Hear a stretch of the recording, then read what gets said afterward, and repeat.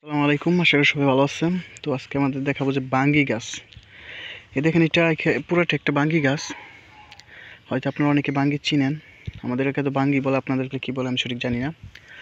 যাই হোক, দেখেন মাশাল্লাহ, যত্ন ছাড়া কোনো প্রকার সার নেই, বিষ নেই, কীটনাশক নেই, কত সুন্দর বাঙ্গি ধরে রয়েছে। এই দেখেন একটা, এই যে একটা বাঙ্গি,